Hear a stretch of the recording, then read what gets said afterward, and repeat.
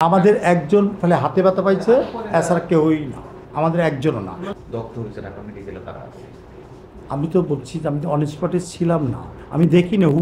একটা ট্যাঙ্কির বের করতে হইলে পানি দিয়া 500 লিটার ঢেলে ওটা ক্যালিব্রেশন যেরকম বিএসটিআই করে, আমাদেরটা ঠিক এই সিস্টেমে লোকেরাও করবে। কিন্তু এর আগে যে তেল যেটা আছে সেটা কমপ্লিটলি রিডিউস না করিয়া, পানি না দিয়া, পরিষ্কার না করে আপনি 500 লিটার ঢাললেন, সেটা রিডিউস কীভাবে প্রবৃত্তিতে জেনেছি যে ওরা তেল হ্যাঁ। আমি টেলিফোনে প্রথম মিনিম্যান টেলিফোন করছে, তারপর আমার অফিস থেকেও করছে যে ওই ট্যাঙ্কির মুখে ওরা একটা পাম্প নিয়ে ফ্লো দিয়া ওই পানিটা বের করবে। প্লাগ যখন দিছে এই বাথরুমে এখান থেকে, তখনই এক্সপ্লোর করছে। এই ভাসমান যে আসলে ওইটাই ভাসমান ড্রাই হয়ে গেছে, কিন্তু আমাদের টাঙ্কি ভরা তেল এটার কিছুই কোনো ক্ষতি হয় না, অনওয়ার্ড চলতেছে।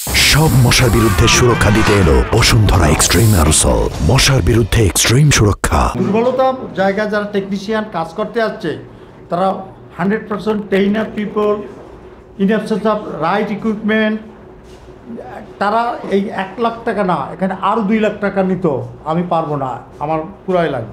সেটা সস্তার বিজনেস খুঁজতে যাইয়া সাধারণ পাবলিক টোকাইয়েন না, তারা এক্সক্লুসিভ জ্ঞান রাখছে কিনা আমি জানি না, এটা আমার ধারণা। ওনার কন্ট্রাক্ট আলাদা, আজকের একদিনের জন্য কাজ কত হাজার, 4 জন হোক 5 জন হোক, 15,000 টাকা পানি দিয়া চলে যাবে। কি করবে? তেল উঠাবার পর পানি দিয়া চলে যাবে, তাদের কাজ এখানে শেষ। তারপর মেজারমেন্ট করবে, নিয়ে নেবে 1-1.5 লাখ টাকা, সে এটাকে ক্লিন করবে। তারপর এই 100 লিটার আর 500 লিটার দিয়া পুরা ট্যাঙ্ক ভরে থরলি ডিপ রড দিয়ে মেজারমেন্টটা আমাদেরকে বুঝিয়ে দিয়ে, এটার নাম এটা আবার বিএসটিআই সিল সাপোর্ট দিয়ে, this is the physical measurement. আমাদের কোনো লোক ওই ক্ষতি হয় নাই।